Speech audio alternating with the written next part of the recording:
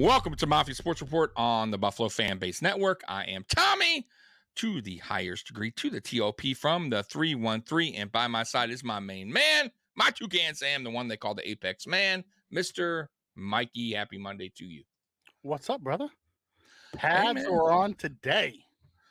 Finally, they were supposed to go on yesterday, but I guess that McDermott was like, y'all could show one more day before shit gets serious. And today it still wasn't serious. I think it was kind of a lighter workout, kind of lighter training camp day today, but I think the rest of the week's going to start getting down to the nitty gritty. And plus, DeMar Hamlin, I think they want to just kind of have that kind of easy practice, you would say. So it wasn't super intense from everything I heard, but it was a good practice. I heard it was good back and forth.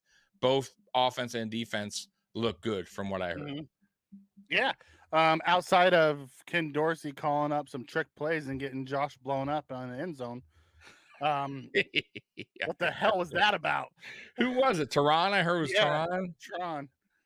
How about we don't put our franchise quarterback in that kind of situation in camp?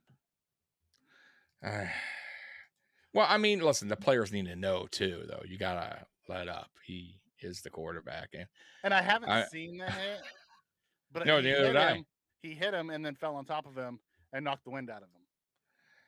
I don't think that's Dorsey's fault, guys. Listen, you guys are the ones calling for. Oh my God! Tom. You're the one calling for freaking, better plays. Exactly, but you don't run your quarterback. Have you seen what's going on in camps this year? I have to see. Yeah, but we haven't seen the video, so we don't know if that's Tehran's fault or not. It was a throwback to the quarterback. You don't need to call that trick play in camp. Yeah, but who cares? The players still know better than to hit the quarterback. You know that. They're not gonna. They still need to let up. I mean, I'm just saying. Listen, I get your love for Dorsey, but this one you can't call that play. You can't put him in that position. You can't. I guess. I think the players have some responsibility. Oh no, they absolutely do. But day one of practice, and you're calling a quarterback throw. You call that play when pads aren't on, not when pads are on. I guess. I mean, I don't know. I think things are gonna get a little chippy at times. Players are gonna get hit. Josh, a big boy. I mean, players also need to know when to let up a little bit against your quarterback. I'm just saying, he is in a red jersey. Right. So, it's the one guy, man. How bad would you feel if you are the guy that knocked out like your franchise quarterback for the season? Right. Like, man, you may not. Bill's Mafia might hate you. Like, not. I mean, listen. Not only does that guy get torched for doing it, but McDermott gets torched. Dorsey gets torched for even calling a dumbass play like that in practice. Yeah. Today, Tim Patrick suffered a torn Achilles for the Broncos. Yeah. Done. KJ Hamler had to step away due to a heart issue. That's two of their wide receivers gone. Damn, for the season. Just like that. Things. Zach Moss broke his arm in practice. I know. I heard. Poor guy, man. Can't catch a break. That Zach Moss. Yeah. Hey, it's gonna listen. We got to knock on wood, guys, because ain't nobody gonna tell us about injuries, right? like we know all too well last season about how injuries started. It started with Poyer last year for us with the arm, with the elbow. Yeah, nice and early. The players' injuries, yeah. Ronald Jones, who signed with the Cowboys, 2-game suspension for PEDs. Damn, dude. The positive thing is Joe Burrow looks like it's not going to be a long-term thing, and he'll be back before week 1. And same with Garrett Wilson for the Jets. They said he'll be out about a week. He's not in a walking boot anymore. So you're starting to see, obviously Jalen Ramsey's the big one who's going to be out for a big chunk of the year after a complete meniscus tear. So how about we don't put our guys in positions like that? I hear you. But listen, some of these injuries too aren't like physical contact injuries. Some of those are just injuries that just occurred because it's just bad luck. Sometimes it's a little bit of bad luck too, but I get what you're saying. I understand, but it's gonna get chippy. This is nothing, by the way. You remember last year, Josh Allen pushing Jordan Phillips. Two fights. Yeah, 2, right? Who was the other one? God, I know Phillips was the main one. Yeah.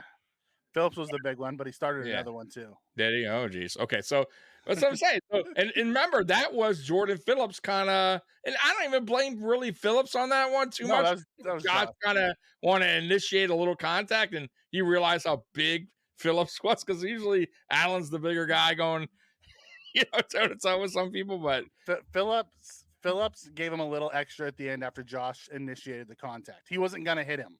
right. Quarterback in the red jersey. Josh hit him, so he pushed back, and then Josh got mad.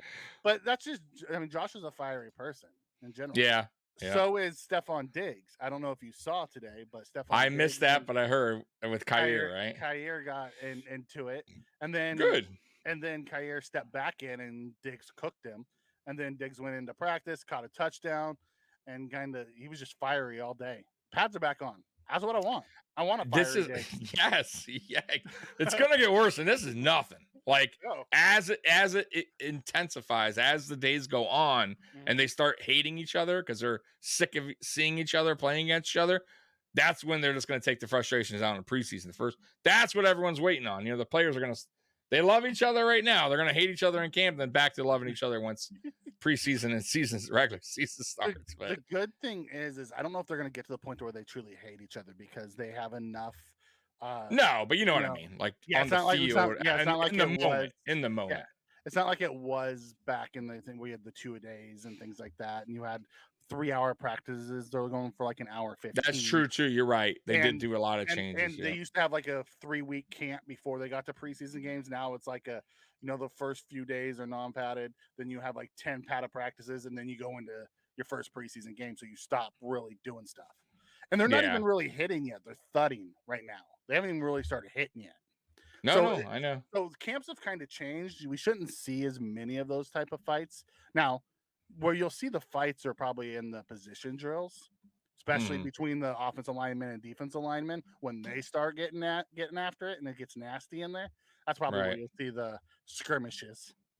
So did you hear about this Zeke going to the Patriots? Is that true, or did you read anything about that? I saw nothing on that. I saw that he went there, just like Dalvin Cook went to the Jets. They both watched a practice. I have not heard anything else after that.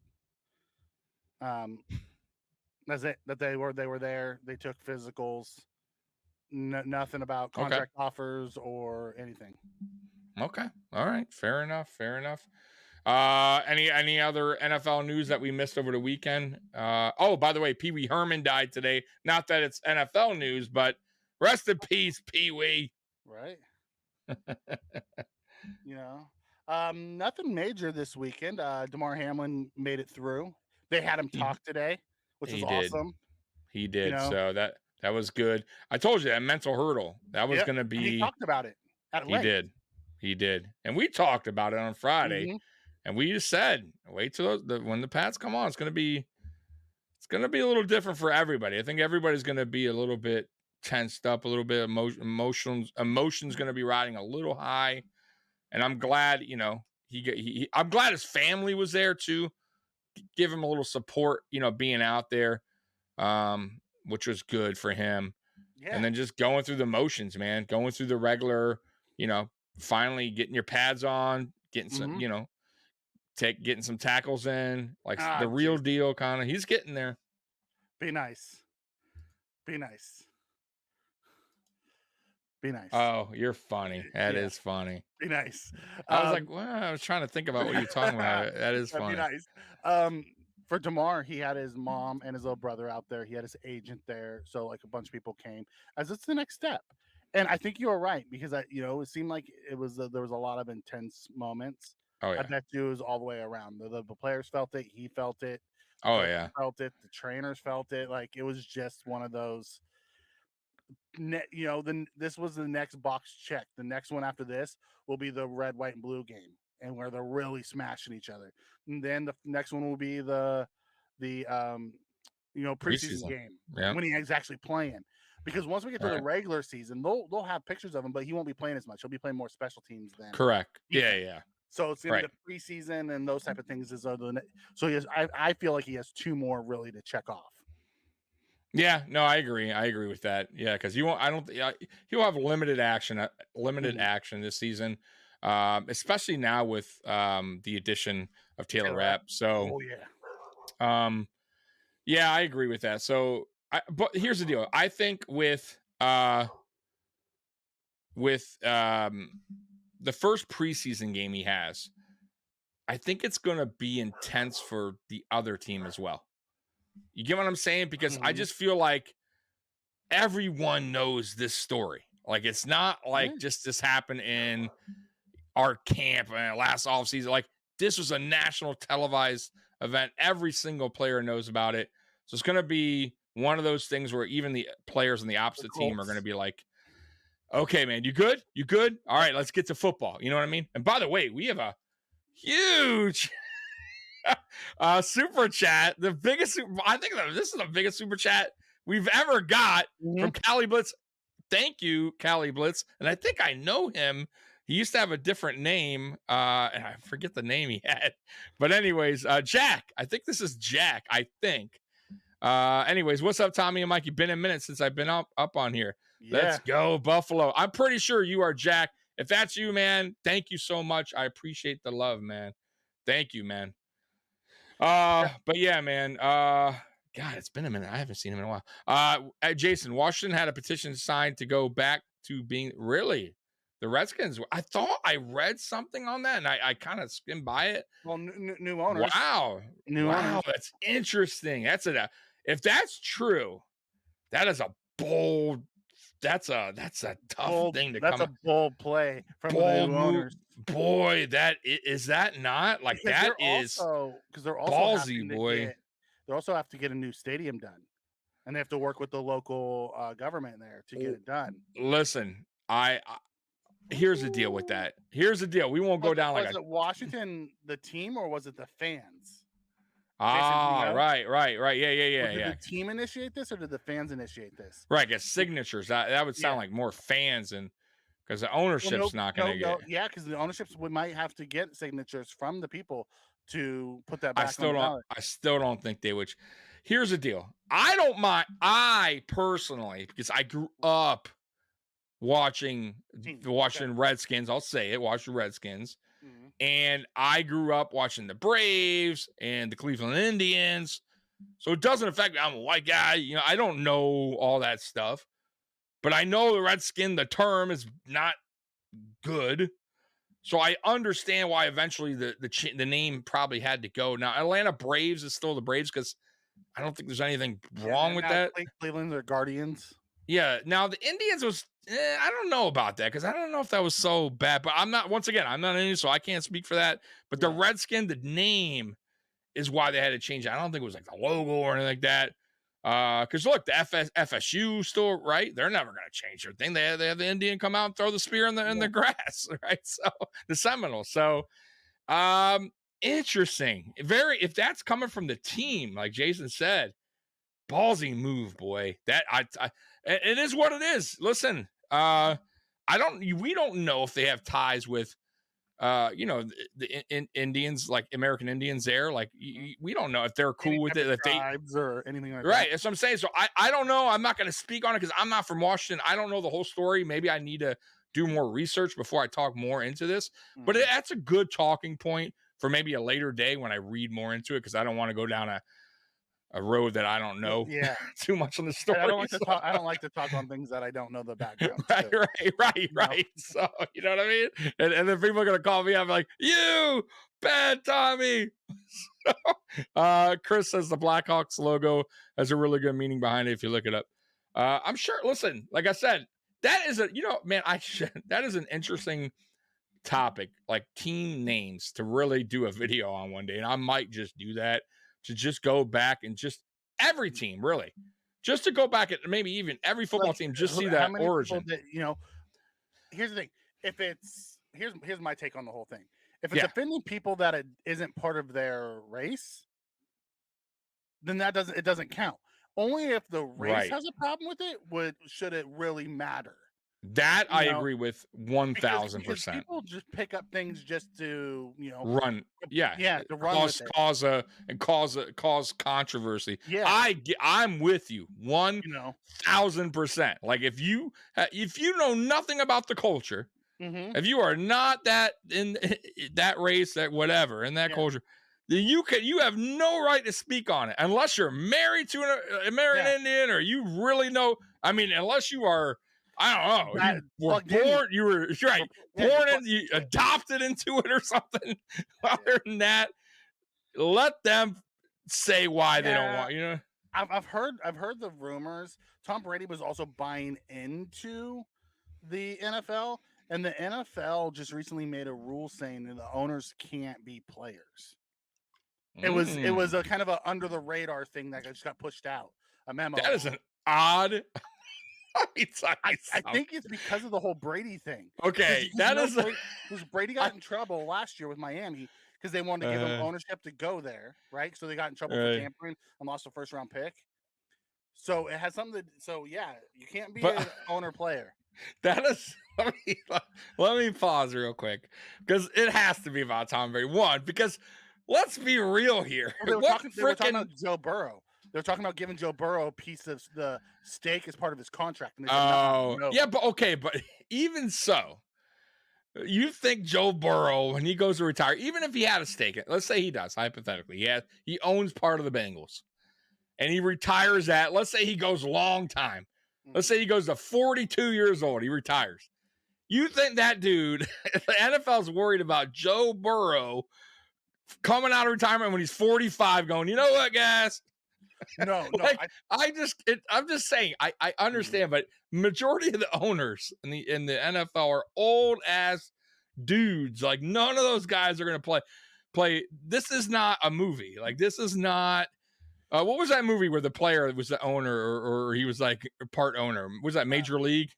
I think Major League and the guy played or something like that. There was like an owner. Major League 2 that happened. Right. Right. Which is like Corbin Burnson. Yeah, it was like old played the character. Yeah, he came back to play, and they made him get hit by a pitch. Right? Yes. That's what I'm talking about. So come on, man. Like, dude, that's the most ridiculous rule ever. They had to have done that because of the Tom Brady thing. Well, it wasn't just the Tom Brady thing. It was because there was talk about in contracts instead of giving them X amount of money towards the cap, giving them X amount of equity in the team to circumvent the cap. So I think that's part of the issue as well is, they were saying, if we give them, a 5% stake in the team, maybe we can get them to sign for, $100 million over 7 years. And we only pay them, $13 million a year rather than $50 million a year. And then we can spend the money elsewhere. So I think that's where it came from. It's because there was talk about Joe Burrow Brady and Burrow being the two that could have stake in the ownership and be playing. All right. I mean, yeah, I guess a little silly. NFL, boy, the one thing about the NFL, they are super the no fun league. And especially with ownership, like Goodell, he works with the owner. Like, come on, man, let's be real. He works for the owners. Right. He works for the owners. This is money. Big money. We're talking billionaire money. Yeah. And man, like big boy money. Yeah. So he will do whatever they want. If it's a vote, he's gonna agree to the owners 99.9% of the time. So he works for them. The owners work. He works for them. It's the owner. Dude, that Goodell's contract is huge. I forgot where I read it. I mean, that dude is 50-something million a year. Hey, yes, 50-something million a year. He's the face of it. And he takes all of the crap. For $50 million, I take all that crap plus 2 times 2. Oh man, that's why every draft when they boo him, he's like, "Come on, bring it." That's an extra zero. Yeah, I don't give a shit. Did you hear about what is it? Jim Irsay, right? He's the owner of the Colts, correct? Right? The Colts owner. Okay. Did you hear so today? I guess he was cruising in his little golf cart, going on the field, and some guy yelled from the stands, like I guess whatever the training camp stands or whatever. He's like, I guess they do like promotion or like giveaways or whatever. So he's like, it's like, I never win a giveaway or something. Like he screamed it, right? So I guess he stopped the cart and he handed security an envelope to give to the guy. Yes, $2,000, and he signed, I guess, one of the bills. Yeah. Pat McAfee Pretty talked dope. about this all the time. Oh, did he? I guess Okay, he's I been heard it. doing that for years out of training camp. He rolls up with envelopes full of cash and he just gives them out to fans. Just random. That's Yep, funny, and dude. just gives them out to fans.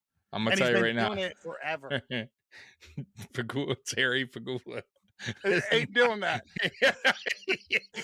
Yeah. So listen, real quick, Bill's Mafia. If you expect to get an envelope from Terry Full of Pagula cash. It ain't at happening. St. John Fisher, it ain't happening. He won't. I don't think you will get a promotional T-shirt thrown your way from Terry Pagula. No longer $2,000 in cash. So hey, it is what it is. Everyone's different. Callie, I'm also from the 916. Oh, we got neighbors here. Yeah. I don't think. I wonder if Jack. I think this is Jack. He hasn't confirmed yet, but he did. it is. Oh, did he? Okay, Jack. So yeah, our buddy, Mr. Mikey's from your 916 area code. Yes, I am. You guys probably bumped into each other in like born and raised in Rockland, California. I live in Citrus Heights, California. Oh, Elon Musk. Yeah, he changed. So did you know Twitter changed Elon Musk changed it to X? Yeah, he changed the name to X.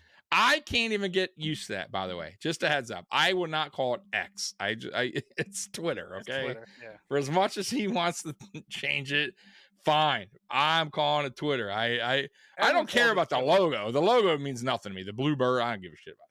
But I call it Twitter. I'm not going to call it X. I'm Xing on X. A lot of people are taking that X and Xing out of the app. Really? I won't anymore. I won't. It's free advertising, baby. It's free promotion. I would not leave. So let's get to some training camp talk. By the way, Jarek, did I already say Jarek might be joining us or no? Did I tell the people that? No, I did. You did not. No, I did not. Okay, I will. See, today is a weird day for me. I had a lot going on, by the way, guys. Like my YouTube channels, I don't know what the hell's going on there, and just a long story. I don't want to get into it. I already vented to Mike, but Jarek might be coming on tonight. Might be. I don't know if he is still, but he actually attended training camp yesterday. Okay. So he had some good things to talk about, and one of them was Dalton Kincaid. So hopefully he does have time. He can jump on here later, but if not, it is what it is. So let's start with Dalton. Let's start with Dalton. Yeah, Kincaid. Let's do it. Let's start training camp talk. Go ahead. He's had a fantastic camp to this date. I was really wondering how it was going to look once pads went on, right? So because you hear all the time people looking really good, and we'll get to the whole Nick Wright, Josh Allen hate. Mm-hmm. You know, always listen. He hates on the Bills because it brings clicks. He knows Bills Mafia is coming for him when he does it. That's why he does it. He's a troll. Just ignore him. Yeah, that's it. You know what? The NFL has spoken, and Trevor Lawrence is like number 90 something in players, and Kirk Cousins was like top 50. So listen to what Nick Wright has to say. It doesn't tell you anything. Listen to what the players are telling you. They'll be awesome. No. Nick Wright's a joke. He's a troll. He's a joke troll. His job is to bring viewers. So he talks crap about Josh Allen. He is definitely the worst. Knowing that that's going to bring viewers. So he loves it too. Yeah. Yeah. So Dalton Kincaid, I was worried because you always see guys without pads have a great camp. He looks so smooth.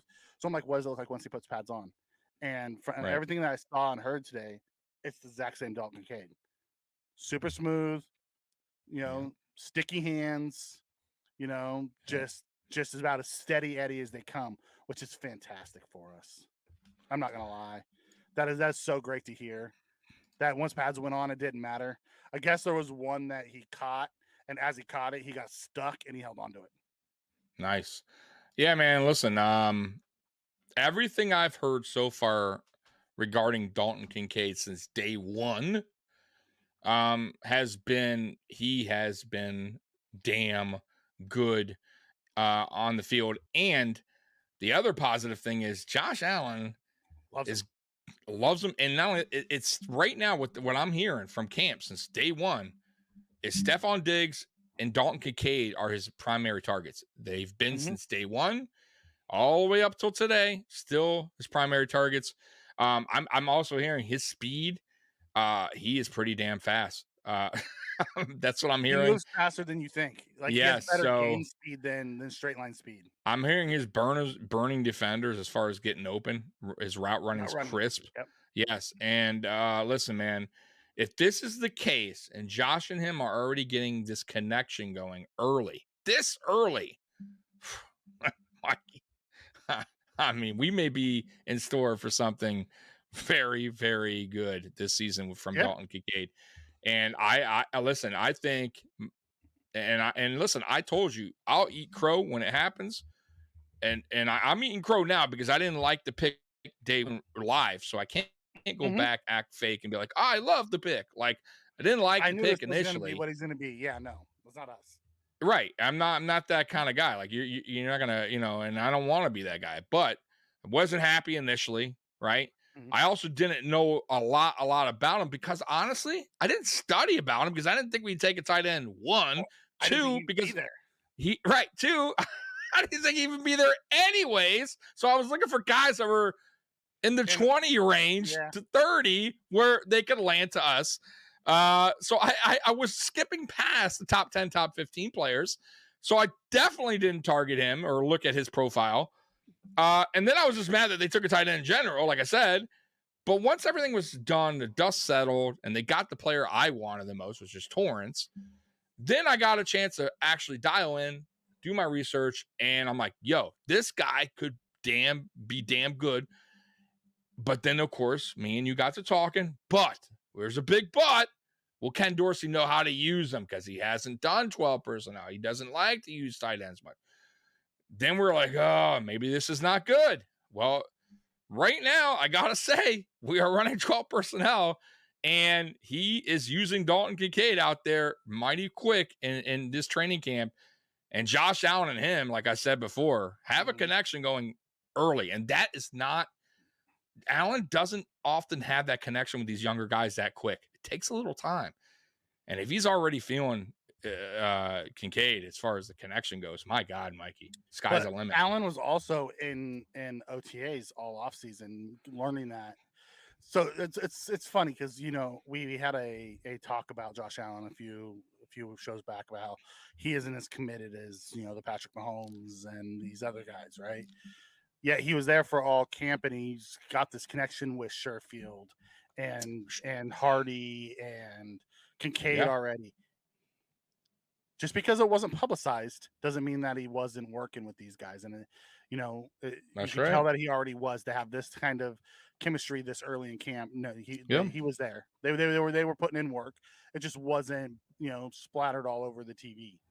exactly. It doesn't need to be either. Yeah, Who cares? It did yeah, nothing to do with me. If they want to, you don't know what they're doing on the yeah, side. yep. And by the way, too, yeah, I do want a Milano jersey, and damn you, Cali Blitz, That's Jack. awesome. I got to get one, man. James Cook too. Yes, you want to talk about Cook now because Yeah, that so dude Cook, is Cook shining has in camp. been. He has been shining in camp. They were again. It's the running back position, just like with offensive line. You got to be careful about how much you look at it um, when you don't have pads on. However, he's been shining in the pass game.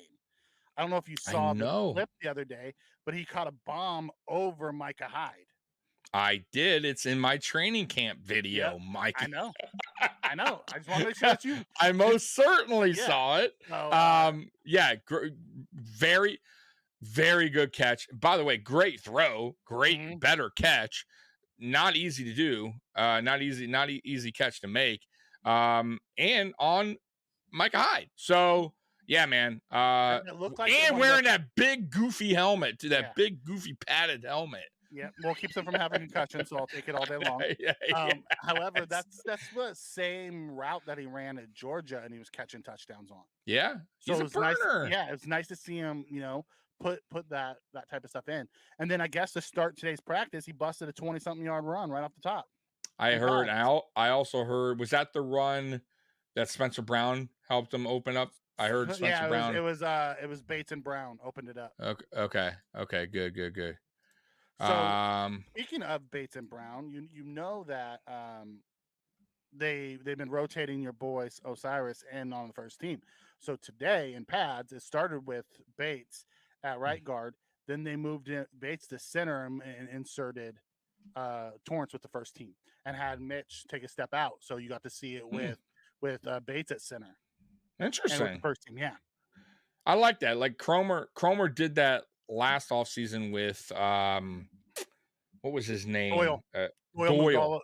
Doyle moved all over the place. So I like kind of experimenting with Doyle to see Mhm. what if he could fill in at any position. And they said Doyle actually looked pretty good last season doing that in camp. So Mhm. that's a good sign too, by the way, because Doyle's still here. But no, dude, listen, Bates could potentially, and we've talked about this multiple times, be the center for this After Mitch team is gone. after this season. I could definitely see it happening. So if that's the case, yeah, why not put him at center during camp? Get him some Preseason reps in there games, early. everything. Yeah, exactly. Why not? Even like you said, preseason. Why not? The more he gets reps with Josh that's under center, Mhm. the easier the transition will be next season. I'm just saying, right? The He'll be more that way familiar mhm, with him. the Go ahead. more that he plays at center, the more I think Torrance has a better shot of getting that job. Because if he's going to be the backup center, they'll use him as a super sub to where he can do any of the three interiors, and he can even Right. get you out of a game at tackle if you need him to. The more that he's moving around, the more I believe Torrance is taking a stranglehold on that job. So it'll be interesting to see how it plays out. Granted, it's going the preseason games and stuff is going to play a bigger role in that. But it's Hmm. nice to see that Torrance, it's not too big for Torrance already. Like you looked at Dorian Williams, someone was talking about him in here earlier. Um, he was already moved out of the middle linebacker competition, and they said we're just going to put him on the weak side and let him learn. You Right. know, but you didn't see that with Kincaid. You're not seeing that with Torrance. These guys are having shots at the starting job, which Hmm. is nice to see.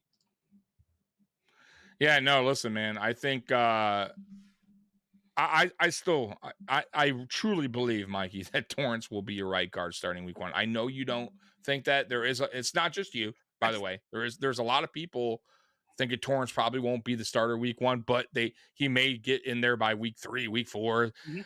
I wouldn't like that because it wouldn't make sense. If we're doing that shift in week 4, it's like, why are we doing the shift then at week 4? You get what I'm saying? Like, then to me, then there's no point. You might as well just keep Bates in there. Like, why would you start Bates and then all of a sudden go, all right, you know what, Torrance? Well, week 4 is here. I think we trust you to go in week 4. Like, if you're gonna do it week 1. Have faith in the dude. If you're not gonna do it, then have Bates start all season. And have Torrance learn or whatever, or be that guy, the depth guy, or rotation guy, whatever. But I just truly believe, man. I think once camp.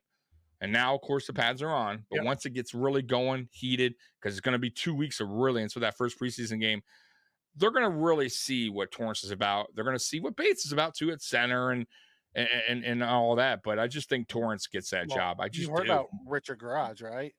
He had one today where he just like planted the dude. I think it was Kinsley Jonathan, Hmm. um, and just he had like perfect technique. Like he's better with pads on than with pads off. I have a feeling that Torrance is gonna be the same way. He's it's one of those things that he's gonna be better once the pads come on because he's gonna be able to use his strength and athleticism. Like it's hard to do that when you don't have pads on Right. from an offensive line standpoint. Now that that pads on, I have a feeling we're going to see Torrance really start. If he's already grabbed the concepts, Yeah. which was why I didn't think he would start. It wasn't, and I think I told you this. It wasn't from a skill perspective. I thought because the NFL's concepts, he only has 1 year of SEC, and Hmm. I don't know what the concepts were at Georgia, and they don't talk about it much, or not Georgia, but at Florida, they don't Hmm. talk about it much. So I thought he might need to learn the concepts. If he's already got those down and is getting first team reps already, Right. that's a great sign for him. Yeah, it's a real Having good a sign. chance to take it. Jason coming in saying the NFL Network saying the Jets are going to go 13-4, Miami's second 11-6, Bills at 9-8. PJ, I don't care. I don't care if they had us winning one game. Like, listen, listen. Everyone's gonna know the deal when the last game of the season is played in Week 18, when the Buffalo Bills win the AFC East yet again, because I just listen. Once again, I'll say it again. These teams have proved nothing. They have proved nothing yet. They have proven Jets haven't even gotten the playoffs, and I think they're the longest sports team that hasn't even made the playoffs, right? And like the longest stretch. So they're tied with the Buffalo Sabres. Okay, it's a long ass time, Yep. and they've done nothing. Done nothing. Now are they getting better? Yes. I'm not a hater. I'll be honest and tell you, every team in the AFC East has improved, except for probably the Patriots. I don't think the Patriots really improved, but Dolphins and Jets, yes, they improved, but so do we. Like, I don't understand why these guys, because we didn't do these unbelievable splash moves. By the way, the splash moves the Dolphins made, one of them isn't even playing until December, if that. So it's like all this automatic. We're a 9-win team. Really? Come on, stop. But you know what? They said the same thing about the Chiefs last year when Denver made won the offseason. Remember? The Chiefs let go Tyreek Hill. They were done. I remember the division. The Chiefs may not even make the playoffs, and they won the Super Bowl. Dude, you're right. He says it. We love not being respected. Let them sleep on us. Yeah, Let them sleep on us. That's great. I have no problem with that. I have no problem with that. Them to sleep on us then. Like, even Kyle Brandt, who's a big Bills fan, didn't put us in the big dog category. He put us in the hovering category. All right, cool. I'm like, good. He put us there with like Jacksonville and the Dolphins and the Chargers, and like, okay.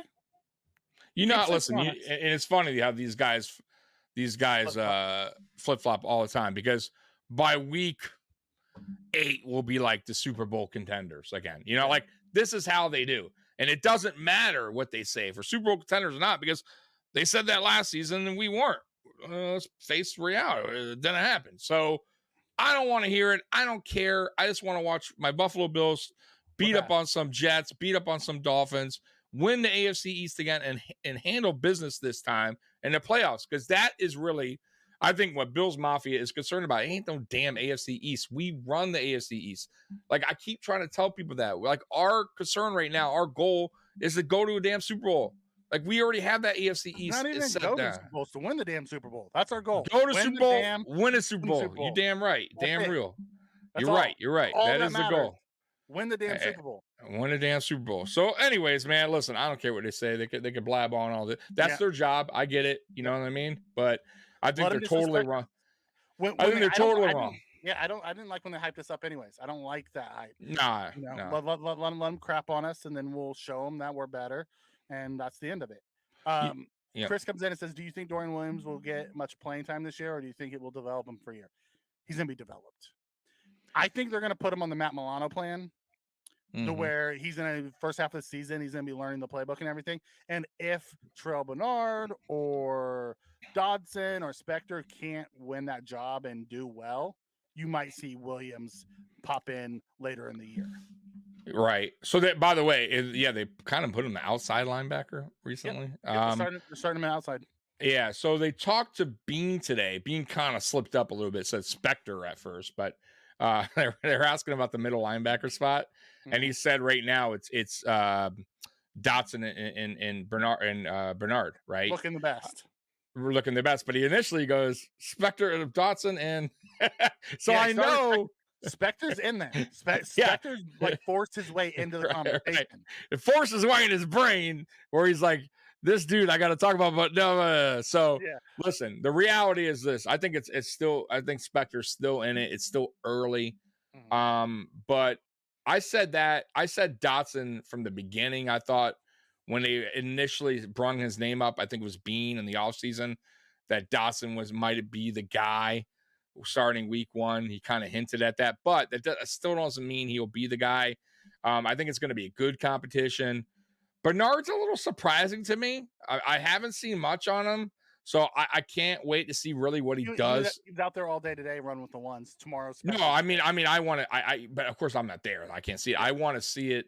When in preseason, yeah. So, because I saw what Spector can do when given the opportunity from last season.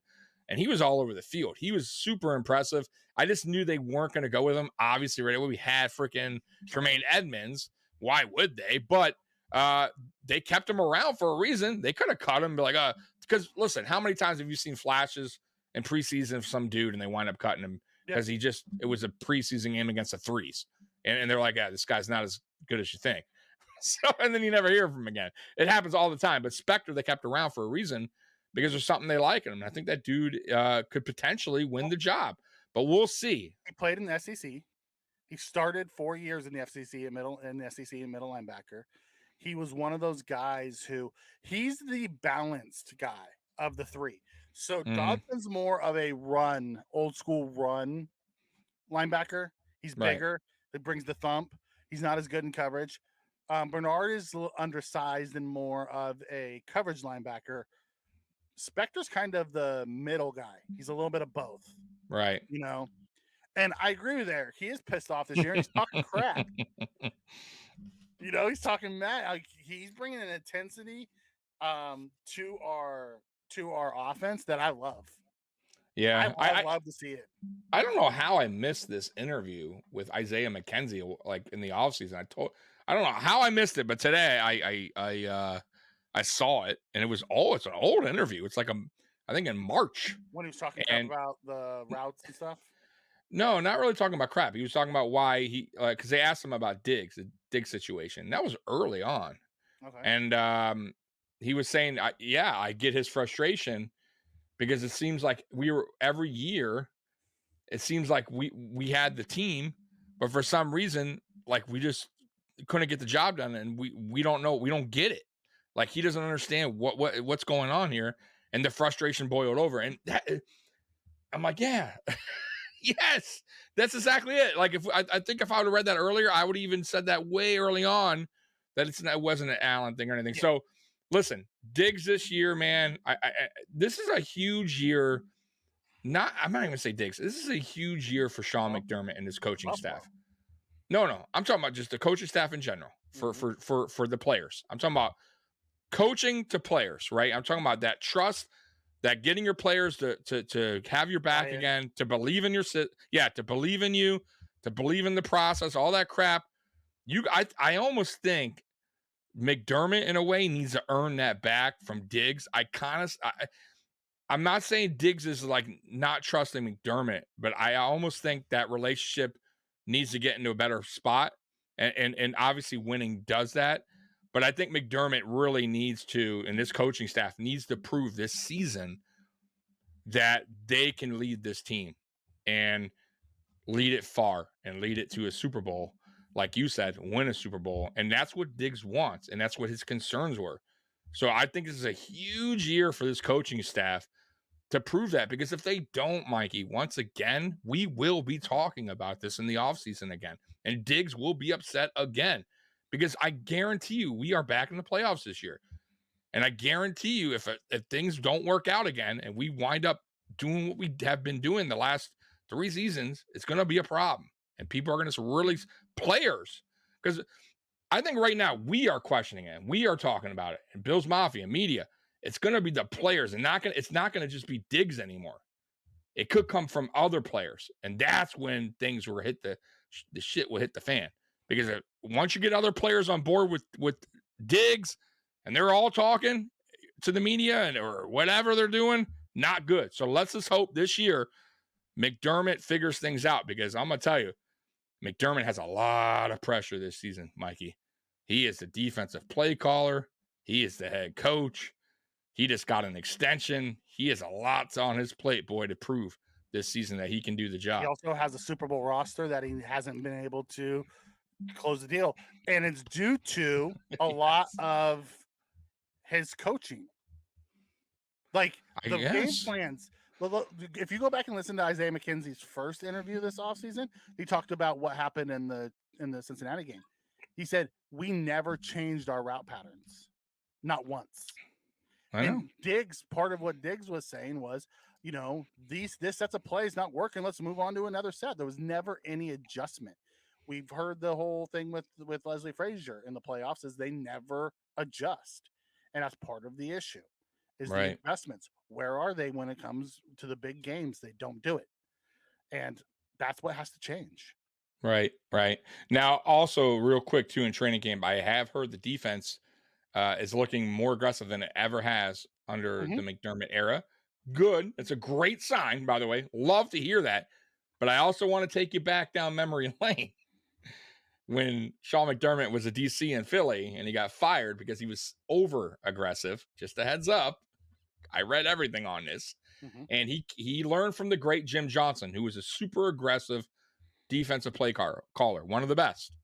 And he took his style, and that was good. And when Jim Johnson retired, Sean McDermott took over. Sean McDermott, unfortunately for him, that first season maybe was also too, he was young, first year as DC, just like Ken Dorsey. And I think he was a little bit too aggressive, and it cost them games because you can't, there has to be a sort of a balance as well. Can't always be super aggressive. And when he went to Carolina, I felt like he found his way, and he was a little bit more balanced, still aggressive, but I think he found his balance there. And I hope he has that with Buffalo and not the Philly style where he was just aggressive all the time. He hasn't, but you have to remember, he was still new to the No, role. I get that. That's what I'm saying. Yeah. It was like a Ken Dorsey thing, right? You can give that a pass. But I'm just saying the reason why he got fired was because of that. They wanted to go in a different direction. Let's be honest. The reason why he got fired is because that team just wasn't very good. I get it. And Andy Reid wasn't going to be the one that was showing the door. He had to let his coordinators go. No, I get it. I'm just saying. He also, the stats weren't good. This year, if the Bills fail this year, it's going to be depending on how they fail. If the offense runs into an issue like they ran into, it's going to be Dorsey's going to be the fall guy. McDermott's 100%. I agree. I agree. So, the offense can look great in the playoffs. The defense does terrible. Mm-hmm. And it's going to be one of the coordinators, and it's not going to be McDermott because he's the coordinator. It's going to be Eric Washington or one of those guys. Right. It's not my fault, man. You're right. Comes in and says, "Can Diggs be traded after this year? Because if we aren't great, he's going to want to leave." No, Diggs is locked in. Yeah, for the next 4 years. Like, there's no way out. There's like $100 million that we gave him up front that locks him into here. There is no out for Diggs for the foreseeable future. Yeah, there's no, unless he retires. Too big of a dead. No, even if he retires, it screws up. No, but we get the money back. I'm just saying. Oh no! Oh, no. Interesting. No, I didn't know about that. It's already paid. It's already paid. I was guaranteed. Yeah, it was a guarantee. Oh, okay. Yeah. Well, let's hope you don't retire. No. Diggs and Buffalo are married together for like the next 3 to 4 years.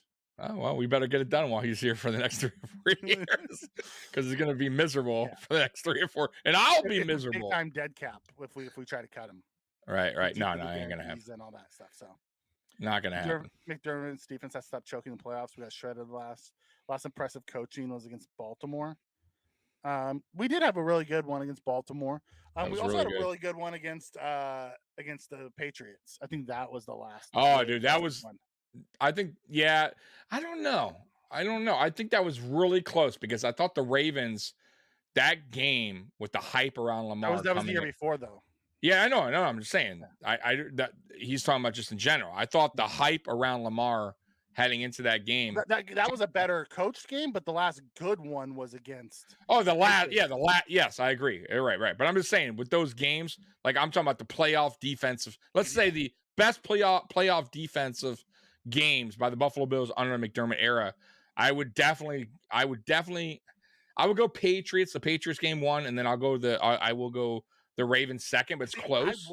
I would go the Ravens 1, the Patriots 2. Yeah. Okay. The Ravens, we didn't have the offense bailing the defense out. It was the defense bailing the offense out. Yeah. It was the one time you saw it. Yeah, I can't argue with that. Listen, I told you, I'm like, they're very close to me because I thought there were some massive plays too in the Patriots game. Because if you go back to that game, we score first, I believe, and then the Patriots marched right down. Or marching right down, and if it wasn't for that pick, which just really nowhere, is that out of nowhere? It really was a shitty and it kind of was because Dane got beat. Micah Hyde got beat. It was really exactly, and maybe a better quarterback with a little better arm might have got there, just because it was really a fraction. It would off. As it was touching the guy's hands, Micah Hyde came in and just took it from him. Right, but that Baltimore game, I kind of feel like every time we play Baltimore in general. I thought Leslie Frazier did an excellent job, and his style of defense is built. People have blueprinted that defense and used it against them. How we did it, like it was how to do it because Baltimore changed their offensive coordinator this year, so we'll Right. see what their new offense looks like. That's true. You are right. Listen, 100%. You're right. They Dallas, had no I'm choice. with you. I've been a big time down on Gabe Davis all offseason. I will tell you, everything I've heard, Gabe Davis has had a fantastic camp so far.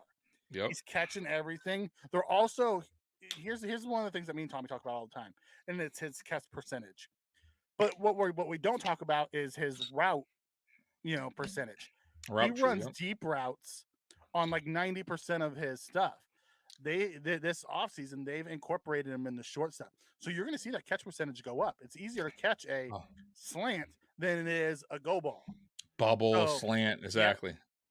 So hook. you're still going to see Gabe probably get incorporated a little bit better this year than he was last year. From everything that I've heard from the beat reporters, and it's all of them, he's having a fantastic camp, and he looks really good. Yeah, Joe coming in, Jim Schwartz. Listen, I loved when Jim Schwartz was here. Oh, I loved Jim, dude. I wanted him to get an opportunity to be coach at one point because I thought the dude was bringing it. I liked his energy. And then they hired Ryan. I wanted them to hire him. Right. So it is what it is. He knew how to use Mario and Darius and that front four. Yeah, dude. And then Ryan came in and said, "Oh, Mario Williams, drop back into coverage. Don't rush the passer. I know you're making $100 million, but let's go ahead and drop you into coverage." And then McDermott brought back the 4-3. So yeah. But no, I had no problem with Jim Schwartz, man. I like Jim Schwartz a lot. Yeah, me too. I loved his defensive play call. He's aggressive too, which is one of the things that we want, is that aggressive attacking style defense. It's what we've hated the last few years about the Bills, is they play the soft zone coverage. We want aggressive. That's what Cincinnati does. Cincinnati's defense plays aggressive defense. That's what the Chiefs defense does. They'll give up points. Yep. But when it comes down to it, they'll make a play and get a stop when they need to in the playoffs. Right. We have a great regular season defense, zone concepts that, Yeah. But when it comes down to the big ones, we're just too soft, and these really good offenses pick us apart. Right. And it bothers me too because we have the players to do it. Yeah. It's not like we don't have the talent on the field to be aggressive. Like, I think McDermott sees this now. I do. And I think that's a big reason why Frazier's not here. I think almost like the Diggs thing, they all got in the room together, Bean, McDermott, and Frazier. And it wasn't heated, but it ended as, "We appreciate you. We love you, bud. We want you to get a head coaching job, but we don't want to fire you. And I know you don't want to quit. Let's just call it a year and just go chill and do your thing." And it was a good way. It was a respect thing, I think, from both sides. And I think McDermott had to do this. I do. That defense cannot go on another season playing that type of defense, playing that type of style. And McDermott still can play that style because he knows it. Mm-hmm. But I think he can incorporate his style as well, which will be that aggressive style. So you're going to still kind of see that Frazier style defense with a McDermott twist, which is bringing that heat, bringing the pressure more, being a little bit more aggressive. And I'm hoping that it works because I believe it. I believe we have the players. By the way, Gregory Rousseau looking sharp as well in camp. Mm-hmm. Leonard Floyd looking sharp. Mm-hmm. Poona Ford had an interception. Poona Ford's looking like a monster down low. Yes, so Ed Oliver is looking like his best self. Yes, making telling you, plays every day. It right now, from every report I've heard, pretty much in camp, it's a back and forth. Both sides are looking good. So that's really good to see. Now, of course, there are going to be days where one of the sides don't look as good. It's going to happen. But so far, after 5 days, I'm loving everything I'm hearing on both sides of the ball, man. Yeah. Patrick comes in and says not a lot of people are talking about the Floyd pickup. No one's going to talk about it until, week 1 when Vaughn's on the pup and Leonard Floyd's starting opposite Gregory Rousseau, and we're still getting that pressure. That's right. Because he is a sack artist. He is a pass rusher through and through. Every year, it doesn't matter which team he was on and who he played with, the dude produced. Yep. I heard Andy Isabella and Hardy and Shakir were all doing punt returns as well. I gotta say, I know. Listen, I know the Andy guy's fast. I get it. Yeah. But I gotta say, watching the very limited film on him, watching his combine run, by the way, not impressed. I am not. I am not impressed by Andy Isabella. I'm sorry, man. Now listen, maybe I change my mind when I see him in preseason and he has an opportunity to do punt returns, kick returns, whatever. Maybe I change my mind then. But right now, if you look at the film, what you got on Hardy compared to Isabella, my God, bro, Hardy is freaking fast, dude. Electric fast. I've seen. I get it. Yeah. I know that, but I'm talking about this just overall fast quickness. Isabella seems to get like they catch up to him. I don't know. I've seen guys kind of keep up with him. I didn't see anything that over like where I'm like, whoa. Now with Hardy, bro, if that dude catches the ball and he is gone, bro. He is lightning fast. Now I get it. I don't know what their plan is with Hardy, and maybe they don't want him to be just a punt return. Maybe they want him so much on offense that they're going to limit him on special teams, and then they'll use Andy Isabella as a punt return. Maybe. Okay, cool. But I do you want to keep an extra receiver in Andy Isabella because of that? I don't know. No, I think Andy Isabella is going to be a practice squad guy that could be break glass in case of emergency. There you go. I don't mind that. Okay, cool. I read somewhere, and I can't remember where, they're floating around trade ideas, like legitimate trade ideas, not like, oh, the Bills are going to trade for Jonathan Taylor. Okay. Someone proposed the Bills trading Boogie Basham for Devin Duvernay of the Ravens, the returner / slot guy. Mm-hmm. I'm like, okay, there is a true trade that would make sense on both sides. One, right, because the Ravens now have picked up a couple now their slot receivers. Duvernay is a returner, both kick and punt returner. Like that would make sense. That would be a good one because he is a great returner, but he does bring something to an offense as well. Right. As a wide receiver 5, that would be a cool one. I want to Eric V is talking about. Yeah. No, man. Yeah. No, you called it. I mean, listen. When I didn't even know. I'll be real. I didn't really know the guy until we picked him up, and then I watched. Oh, hey, hold on, guys. We got Jarek. Oh, all right. Jarek in the building. Yes. Hey, I told you we run long sometimes, so you good. So, guys, ladies and gentlemen, Jarek, our special guest from Jan Sports. What's up, brother? No, nothing much, man. Just end up wrapping another show, talking about some other content. So yeah, I'm excited, man. I'm excited to be here, man. Dude, training camp is wild. It's wild, man. And I'm glad you came on, by the way, because you were actually there yesterday, and I know you wanted to talk a little about Kincaid. So the floor is yours. Tell us what you saw on Kincaid. Go ahead, Mikey. Let me ask you this question. Is Kincaid as smooth as I'm hearing from all the reporters? Yes, he's faster and quicker than I in person. There's not a soul on that team that can cover him. He's too big. He's too fluid with his movement, and it's just like you can tell he has a basketball background. Like basketball players like Antonio Gates and Tony Gonzalez, and I think Waller played basketball at a high level. Like Jimmy Graham from the Hurricanes. Kyle Pitts. Like these dudes just know, like they just like their movement is just that fluid, man. And man, he is.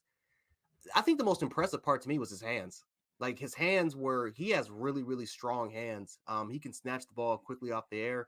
I also will say this too. I think a lot of people expect him to simply just be a slot receiver or push him out wide. I think again, he's gonna line up there as well. He's gonna line up a lot on the line. And I think we're gonna be running a lot of 12.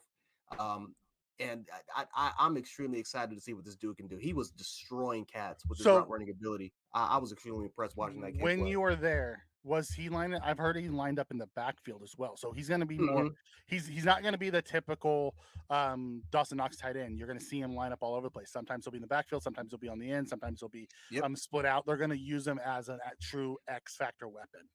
Yep, they had him out wide. They had him out wide sometimes in the red zone on a fade sometimes Mm-hmm. as well during scrimmages. And Okay. so yeah, they yeah, like you just said before, they literally got that kid all over the place. And I'm extremely excited to see, especially in pass catching situations. I'm excited. Again, I don't know if this is particularly going to happen because I didn't see it, Mm-hmm. but there could be a situation where, again, typically like Reggie Gilliam sometimes could play as a fullback and they would just kind of Mm-hmm. have him out there. We could see situations where there's Knox and then you have Cook, and now you have two elite pass catching type guys. That is complete mismatches like that. Like there's a lot of, I don't like to put a lot of stock in a player as far as them Mm-hmm. changing the entire trajectory of an offense. I'm doing that with Kincaid.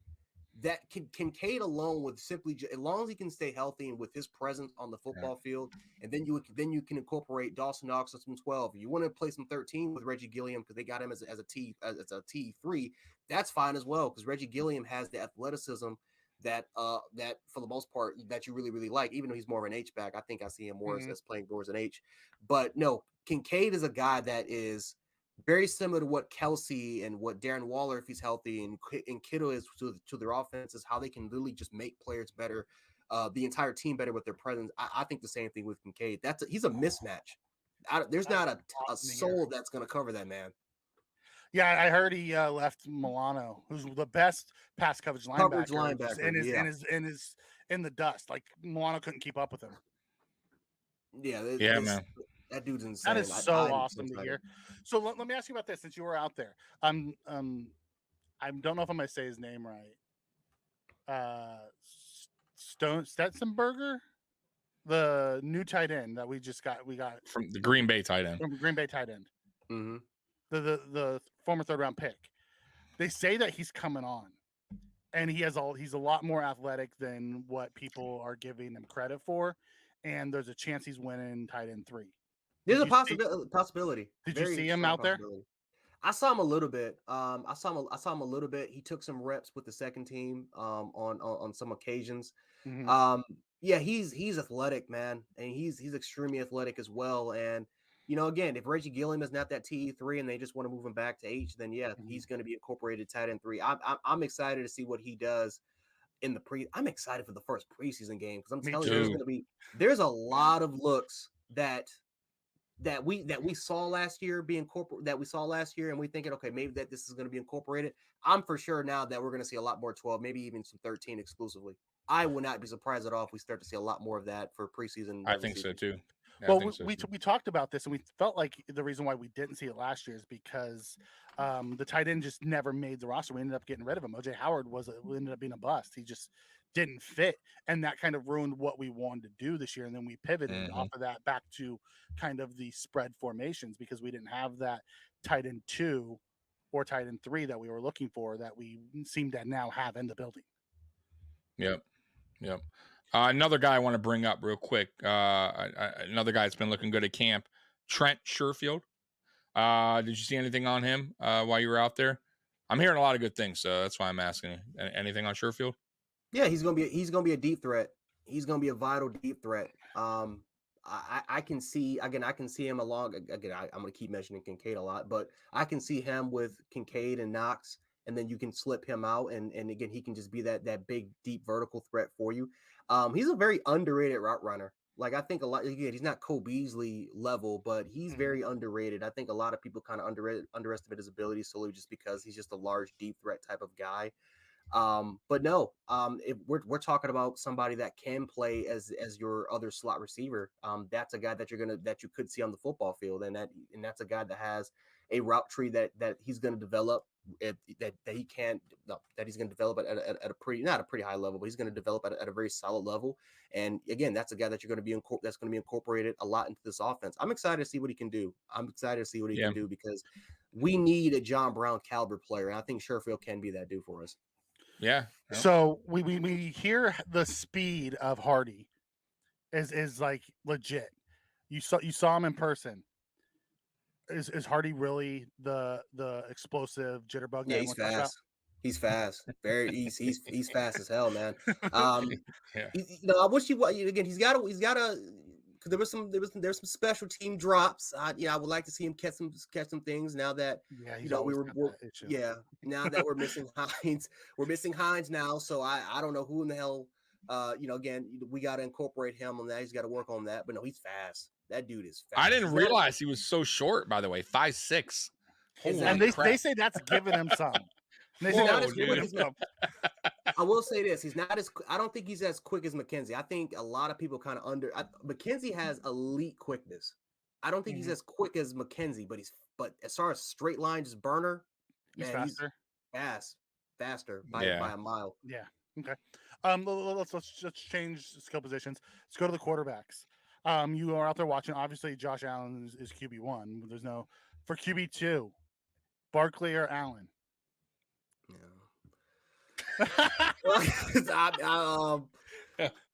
Oh boy. So let's take it this way. Do either of them look better than Case Keenum did last year? No. Oh no, this is not good. I mean, it's not the worst. This is not what I wanted to hear. It's not the worst that I've seen, at least for me. And again, it's day 3 when I went, so I didn't go today. So again, I'm gonna go back there. Hopefully, I'm gonna go back there next week. But hopefully, it can be a lot more improved. And again, one was in non-pad work, the other is in pad work a little bit. But it's not like the hype around Miami right now is the fact that Mike White's killing it as a backup quarterback and that he's probably going to be your number 2 right now. You can clearly there's a big drop off from Allen and then the other Allen and Barkley right now. It's a big drop off I guess my question is Allen better the second Allen the junior Allen, is he better than Barkley? Because if he's not better than Barkley, that's scary. Yeah, that's not good. I don't think so. You think Barkley beats him out for a QB2? It's gonna be an interesting battle in camp. I'll say that. It's just gonna be interesting. The preseason games are going to be interesting. I'll say that. It's going to be interesting. If there's one thing that we need to keep an eye on, it's quarterback, it's QB2. Because I don't think QB3 makes a roster. I'm gonna be honest. No. QB3 goes to practice. By the way, hashtag what is up? I don't know if it's Mario or Paul, but man, long time no talk. My guess is it's Mario. All right, long time no talk. Right. And y'all, if y'all never been on there, which I'm sure you have been, check them out, man. They have great content. They go live on Sunday nights. All 4 of them. They do wonders. I was in trolling them last night, having a good time. So he's returning the favor, obviously. Right. So let's switch sides of the ball. Let's go to defense. Let's talk about the middle linebacker position, man. What did you see out there, man? Because right now, from what Brandon Beane said today, it's looking like Dotson. And Bernard. So how is Bernard, Dotson, and Spector looking? Because I've heard great things from Spector. So it's kind of weird that he would put Spector out of the loop real quick on that. Now there's a lot of training camp left, but what do you think about that middle linebacker spot, man? So there wasn't there wasn't that much activity, or there wasn't that like anybody that blew my socks off. But I will say this: I do think that Bernard has the higher upside, by no question. I love his upside. When you blitz him, I mean, there's a reason why they took him. I can see that because again, when he was drafted, I'm like, you drafted him to be a backup linebacker in the 3rd round when there's like so many other contributors, and then all of a sudden when you take a look at some of his highlights, and he's like, okay, well I can kind of see why. When they used him when he's blitzing, man, that kid is. There's to a point where I think you might have to put him as a Micah Parsons. Like I think you can make a conversation that you might have to put him in the Micah Parsons role and just get after the quarterback, like similar to what AJ Klein was during that COVID year, where his best attribute was literally rushing the passer. You might have to just do that with Bernard. I do think that Dotson has a little bit more control. He has a little bit more command on the defense, and that's just experience. He knows his defense a lot better right now. But the ceiling, if we're just talking about if he can just grasp the defense, and then you can just incorporate the fact how he can just get after the quarterback.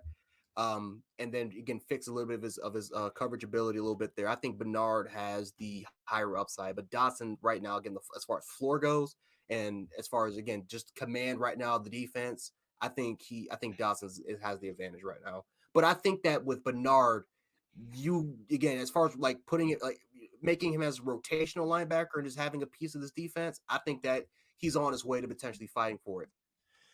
He wasn't saying he was Micah Parsons. He was saying use him like Micah Parsons. Yeah, you He's might. a He's really attribute. good.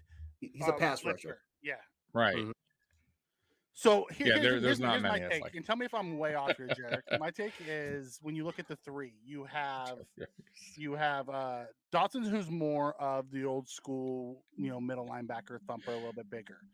You have Bernard, who has a little bit more of the pass rush, probably better pass coverage than Dotson. But then you have Balin Spector, and Balin Spector is a little bit like that balanced linebacker. Mhm. He's decent in pass coverage. He's a solid run tackler.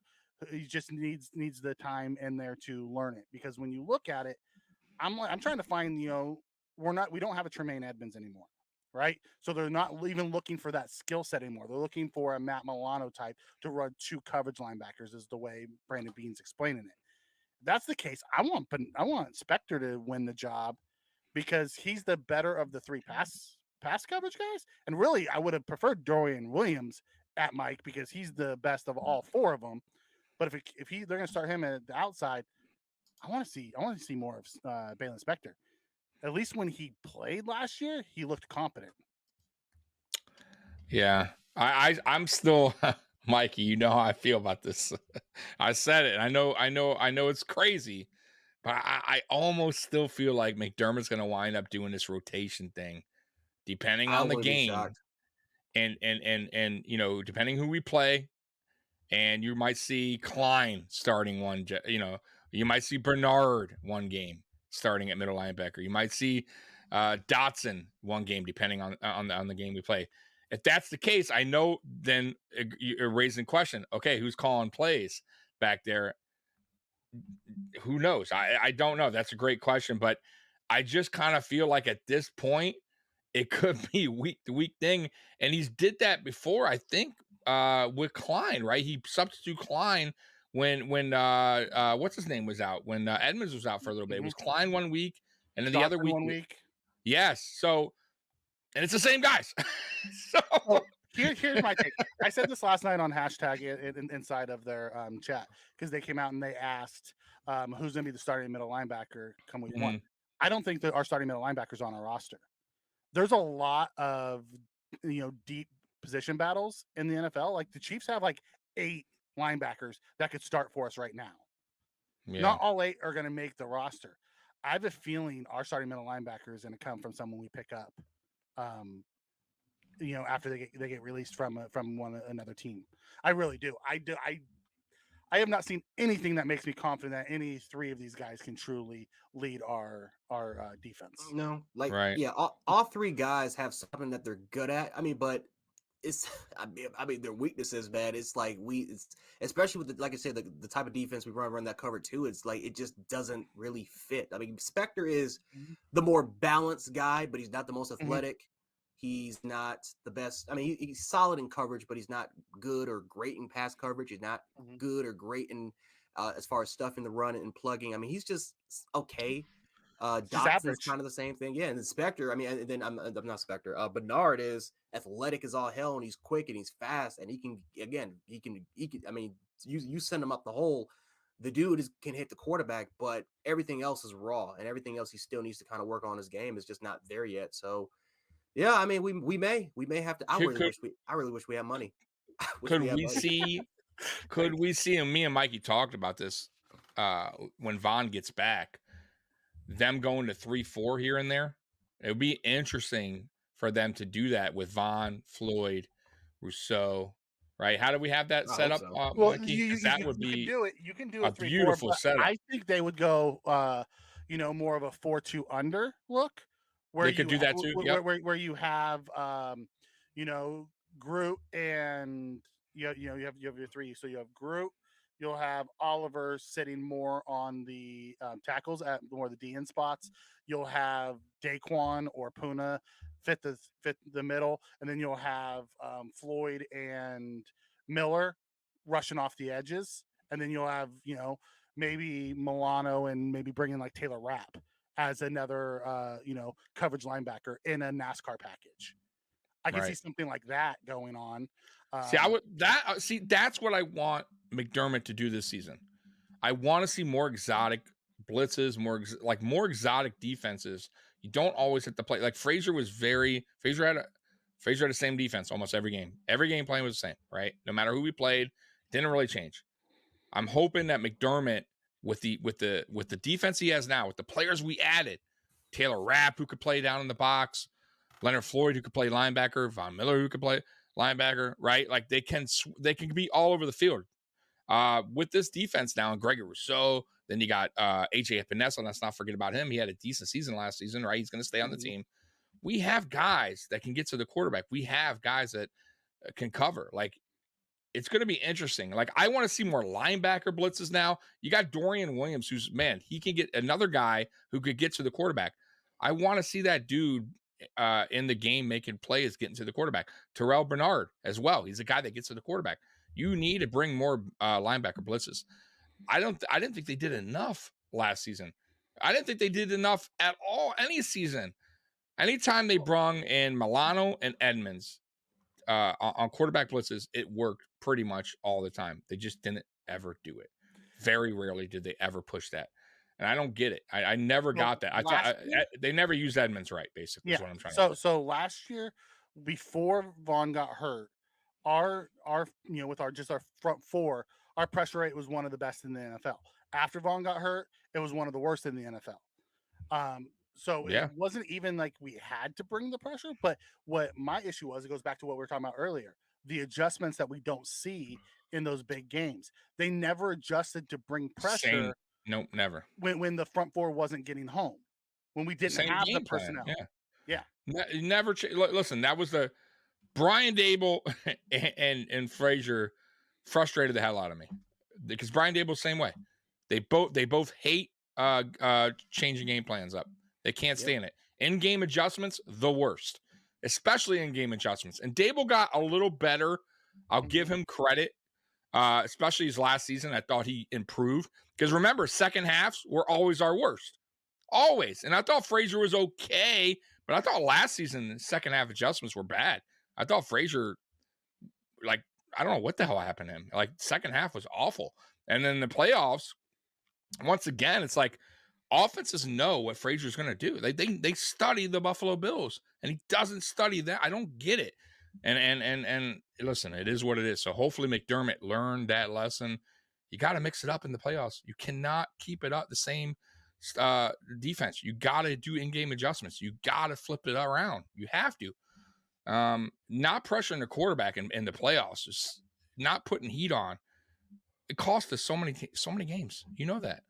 Patrick Mahomes, 13 seconds. I mean, you can't do that. Playing that soft zone and again against the Bengals, giving them 10 yards of separation, 10 yards. He's gonna dice you up. He's gonna eat you alive. And not only give them that soft zone, but then have no pressure to even force them.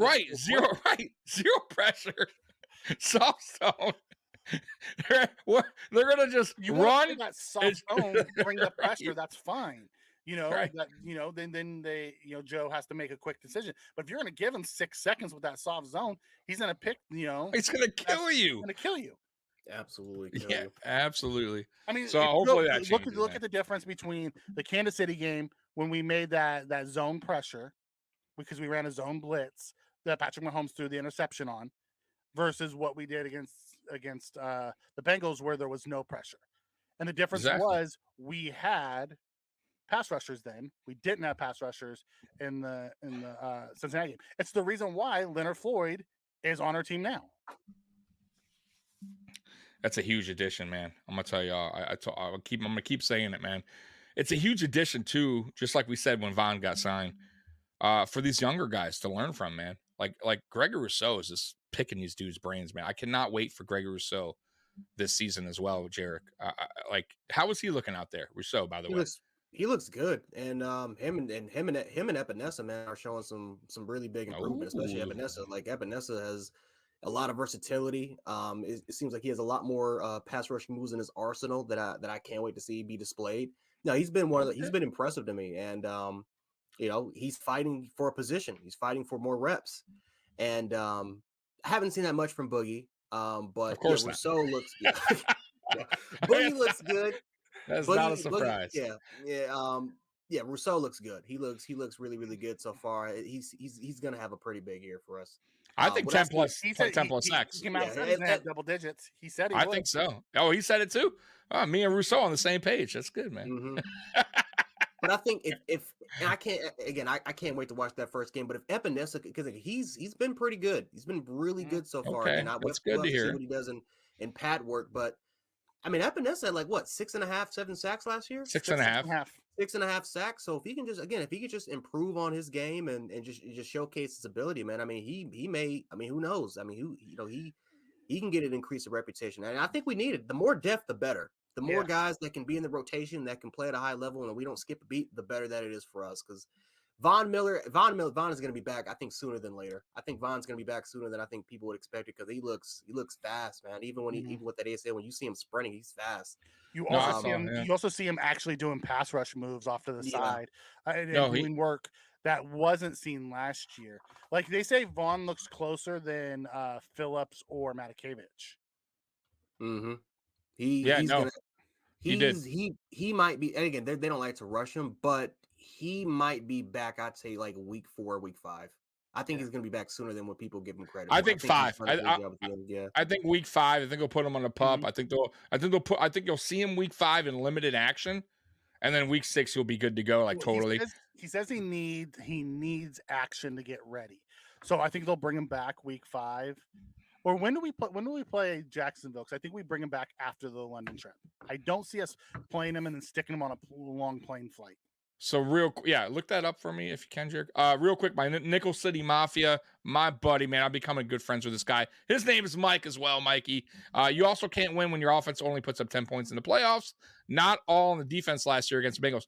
And I agree. Listen, last year, I will say last year against the Bengals, that was a total team failure, total team loss.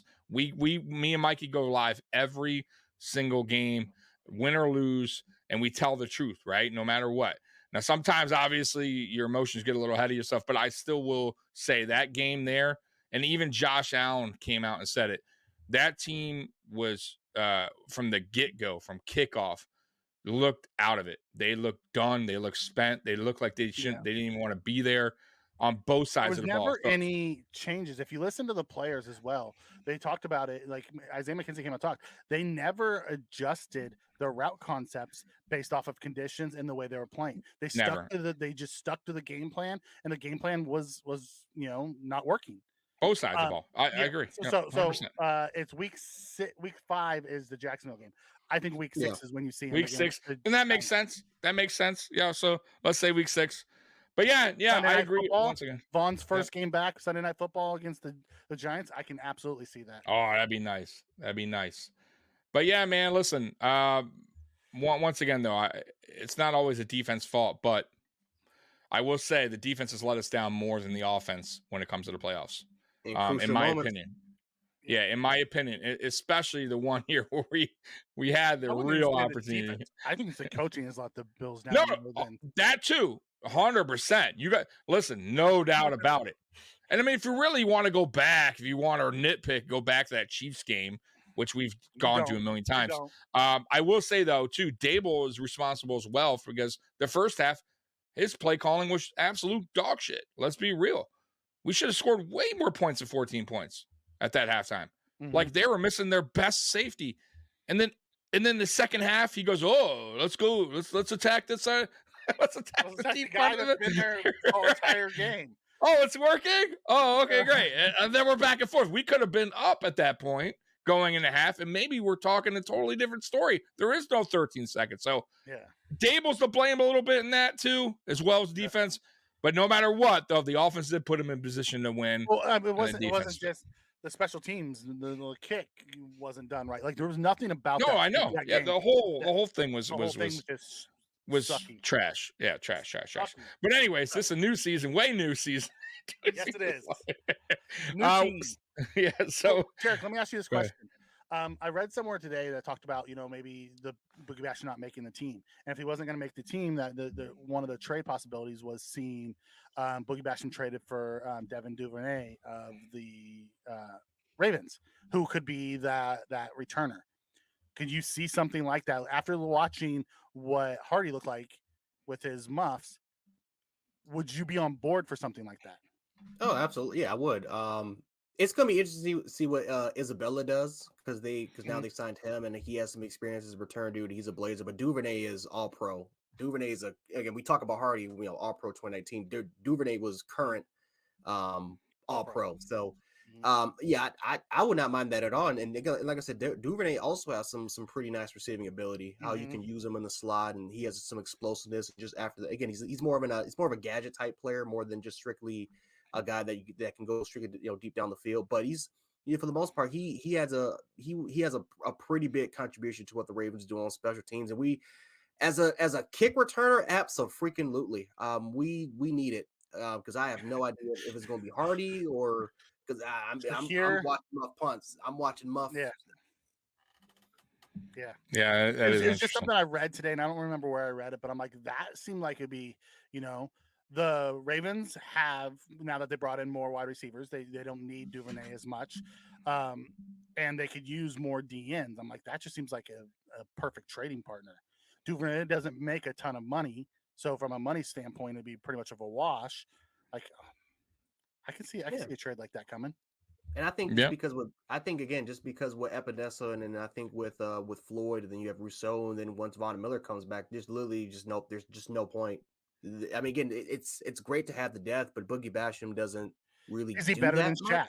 Is he better than Shaq Lawson? No, he's not better than Shaq. And that's the problem. And that's the problem. If you can flip him and get something for him, get that asset back, because you have Shaq, who has shown that he can be a solid fill-in. He's not a superstar, but he's a solid rotational D end. Right. Yep. Good depth. Good player to have on the team. Good depth player. I agree, man. Listen, Boogie Basham, I hated the pick at the time. I hate it even more now. I hate him more now. And he has yet to show any progress. I'll be honest with you. He's okay. Listen, take your L, get what you can before it's too late, and you just have to cut him and get nothing in return. Try to get something, because some team out there might see the potential and say, "Hey, young guy."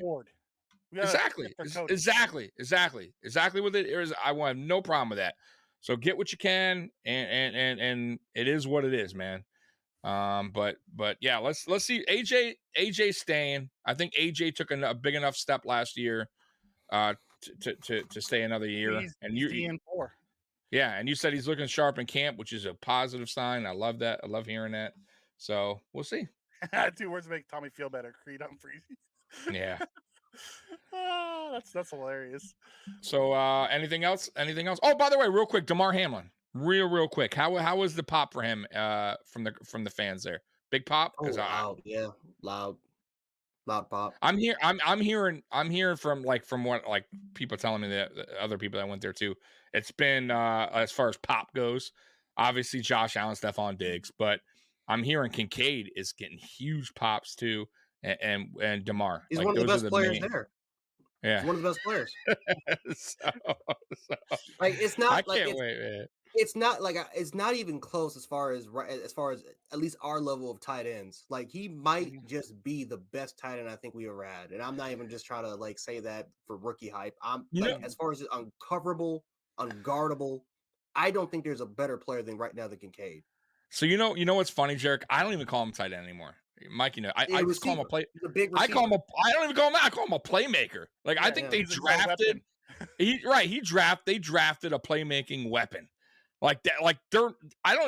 They have to list him as a tight end, but that dude is gonna be just a hybrid playmaking machine on offense. He is the fact, and we were talking about this before you came on, that Josh Allen has already gotten this comfortable throwing to him this early. Listen, Allen doesn't normally go to rookies this quick, right? And he doesn't have a high route tree.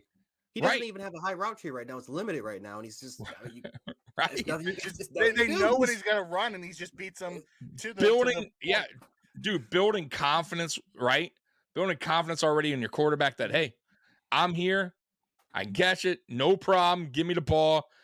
I'm your security blanket at any time. And that's exactly what we were missing last season. That's why we brought back Cole Beasley, right? Because we didn't have that. And it unfortunately, listen, Cole Beasley was not playing football for like the longest time. So, and he came in super late. So he's still couldn't be really what we were missing last year. Now we have it. And this is the guy. And this is a young dude who's a taller weapon than Cole Beasley. So he's even a bigger target. So imagine you got a bigger Cole Beasley out there. Like, dude.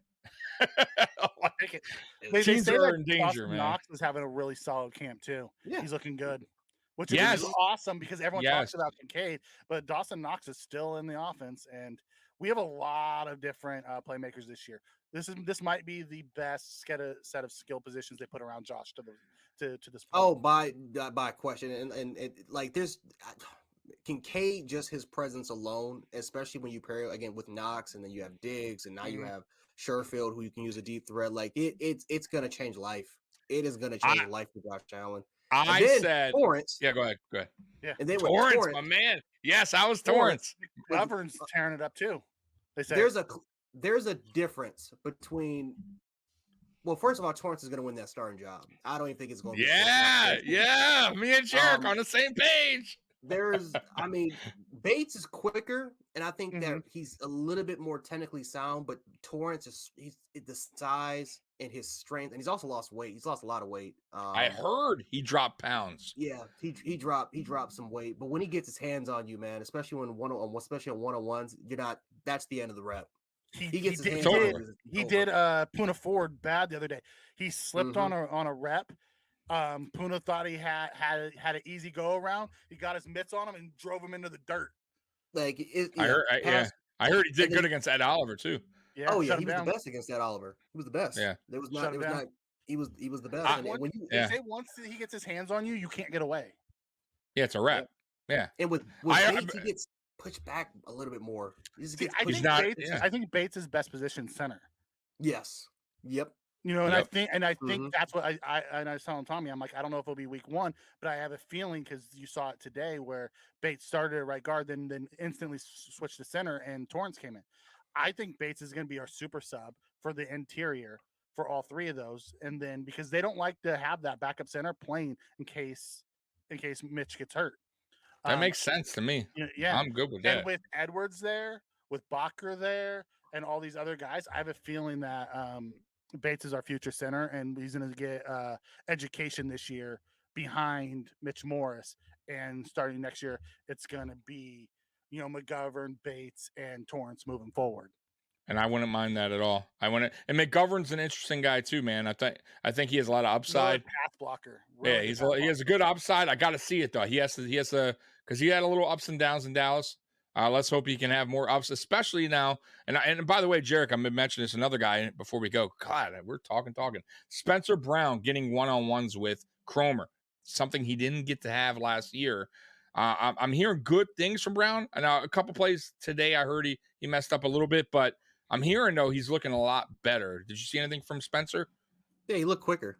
He looked it looked like he dropped a little bit of weight as well, and that for the most part he has a little bit of a quicker first step compared to what we've seen in the past. Now he looked really good. He got beat a couple times. He got beat a couple times.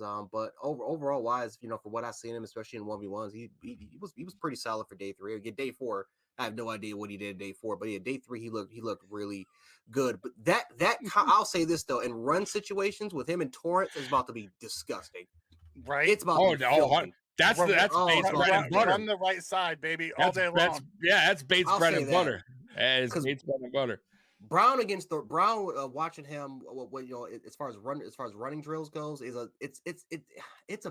different player. He looks like an all-pro against in the run. But in past situations, he needs to get better. But him and Torrance as a combination is going to be, oh God, it's going to be nasty. It's going to be fun. It's going to be fun. It's going to be so much fun. I can't wait. I think real quick before we get out, I honestly, Jarek, I think this is the best, in my opinion, the best off season that under the McBean era. I think they addressed a lot of issues that they didn't address in years past. I thought they got a lot of younger depth, which they didn't do in years past when they were just going after old aging veterans on 1-year deals that just weren't working out. And they had some sneaky pickups, and Trent Sherfield, one of them, Puna Ford, Taylor Rapp, right? Leonard Floyd. Like, there's just a lot of Edwards. Yep. Like, there's a lot of guys. And then you go with the draft. When you got 2 first-round guys, somehow you got a guy that was supposed to go top 10. You picked him up in the 20s. And then you got a first-round player in probably the best guard in the second round. Back part of the second round. Yes. So it's like, I think ultimately, man, for what he did now, of course, it's all on paper. We got to see it. But I think ultimately, this is right now, I think this is the best offseason for McBean. Just everything they've done, including bringing back Jordan Poyer, giving the extension to Bass, finding a way with that. Ed Oliver's extension, which probably will wind up being a good deal if he lives up to it, which I believe he will. So there's a lot of little things that happen that I think the only hole we didn't close is middle linebacker. Yeah, I agree, but I don't know if you can close every hole every offseason. No, I'm just saying. I agree with you. I would rather have a hole at middle linebacker because you can scheme around that versus a hole at guard or D end or somewhere like that. I'd rather put our money there agree with that. than at the linebacker position. I agree with that. Okay, Mikey, any last words? No, I'm just excited. I can't wait. I can't wait to see some of this red and blue scrimmage this Saturday. And then the following Saturday, we have our first preseason game. And Grant, we're not going to see a ton of Allen and Diggs and those guys, but I'm excited to see the Hardys and the Kincaids. Oh, and, dude. The offensive line. Like, you may not see Dion, but you're going to see Torrance. You're going to see Edwards. You're going to see Bates. Right. I mean, you probably won't see Mitch Morris, but that's fine. You'll see Cook. Like, I'm excited to see some of these guys. And then on that defensive line, I'm excited to see, Puna. And, I don't think you'll see Leonard Floyd much, but to see what year 4 of AJ Epinesa looks like, and those type of things. Like Taylor Rapp, how they're going to use him. Like, I'm starting to get really excited for what this year can bring for Buffalo. Yeah. And also, too, the backup running backs, Harris and I always forget the other guy. What's the other running back? Latavius Murray. Cook. Murray, yeah. So Murray. So, yeah, because I know, listen, I'm excited for Cook in general. I think Cook, listen, if Dorsey can get Cook over 200 carries this season, which no OC so far under McDermott has done that yet, you could potentially be looking at a 1,000-yard back if they get him over 200 carries. If not, he'll have a Devin Singletary kind of year, which will probably 850 around there if they do what they've been doing. But I'm excited because I think this dude could have an overall good year as far as total yards go with the pass catching. I can see him having running 1,400 yard total yards. Right, have 1,000 yards rushing, 400 yards receiving. 100%. That's and I'd be good with that. I don't think he'll have a bunch of touchdowns because I have a feeling that that Harris and Murray are going to vulture the touchdowns. Correct. I agree with that. And that's exactly why they got Harris and Murray for short yardage, which once again, we've been so terrible at. Yeah. You can't pick up a damn yard for the life of us. But yeah, if Harris can stay healthy, I think that's another sneaky good pickup. It's the big if. Yeah. And if track record shows, probably, I don't know. I hope not, because he can be a good running back when healthy. But I'll tell you what, don't sleep on Murray. I'm telling you, don't sleep on Murray. He's played well into his later career. Yes, especially later on. So I wouldn't really sleep on Murray just yet. Jarek, any last words? And tell us, everyone who doesn't know where you. Yes. We appreciate you, bro. On and giving us the updates from camp. Yeah. Like I said before, I'm Kincaid. I expect 700 yards, maybe 800. I like it. Kincaid's going to get a lot of targets. You got to give him a lot of targets. You have to. He is a complete mismatch on the field. When I tell you that there was nothing on a limited route tree, there was nothing you can do about it. you just have to sit there and watch and just on amazement of just how good of how good this dude is. And again, I don't like to crown the player as the best, but no, he's gonna get a lot of targets. He's gonna get. He's on another level, is what you're he's saying.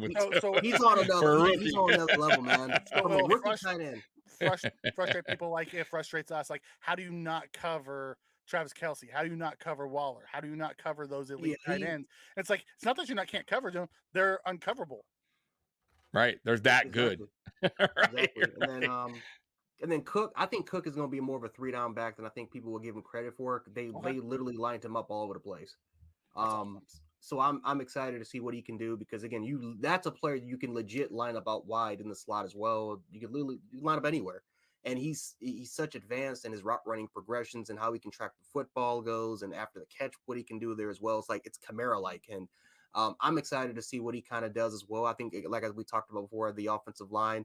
I think with Torrance that you kind of include him in there, then with McGovern, I think that's going to gradually improve the offensive line. I think the right side is going to be more based on power. The left side is going to be the better pass protecting side. But no, I'm excited. I think that we've made the improvements in the crucial position in the crucial position groups. Offensive line, right guard. I think at tackle, I think we'll be straight there. I think Spencer Brown. Really, the only weakness on the offensive line is maybe Spencer Brown. And that's just if Spencer Brown can get back to rookie level and kind of improve on there, this offensive line is going to go from like a top 20-ish offensive line to potentially being a top 10 offensive line. Just with that improvement alone. Because I think everything else is set. I think Dawkins is solid on left. McGovern is, McGovern for the most part as a pass protector is going to be solid on left guard. Center Mitch Morse, if he can stay healthy, is one of the best centers in the league. Torrance is a bully, and then right tackle, you have Spencer Brown, who's also going to be a bully at run, but he just needs to improve a little bit on his technique and just overall his quickness and his kickstart at that pass protection spot. So, everything else, I expect a big year, guys. I expect a very huge year for this team if we can stay healthy. The second half of the season, I'm expecting us to be a lot better, a little bit more consistent. This is going to be, I think, one of the more complete teams that I think we have. And I'm excited to see what happens. I think really the only big question mark I have is coaching. And, replacing Frazier with McDermott, mending the helm a little bit, and how Ken Dorsey's been, it's a lot more creativity. More creativity from Dorsey. Way more, especially on the goal line. Way more creativity. So I'm excited. I'm excited to see what this team can do. Excited to see. And by the way, too, real quick on the James Cook thing, and when I was saying about the 200 carries, very possible, Mikey. Yeah, I know we haven't done it, but exactly to Jarek's point, we have probably the best line we've had since. I mean, what, 26? Since Richie and them, right? And so Eric Wood and them. When we ran the ball really good with Shady. Yep. So, and lucky for James Cook, he's actually, now he's RB1 and he has that now. And now he has dudes that can block for him. Yep. And one thing about James Cook from last year that he improved on big time was his patience waiting for the block to open. Breaking tackles too. Right. The game slowed down, breaking tackles, right? Running between the tackles. Like all that improved. But for me, it was more about being patient, waiting for the blocks. And now that he has guys that actually can block and not have like 3 guys in the backfield just smothering you, I think it's going to be huge for James Cook. So you could definitely see James Cook, because if you look at some of the games, go back and James Cook, some of those games he was electric. He just didn't get the ball a lot. So let's see what happens this year. I'm very curious how that goes. And by the way, Cali Blitz, we go live Mondays at 9 for now.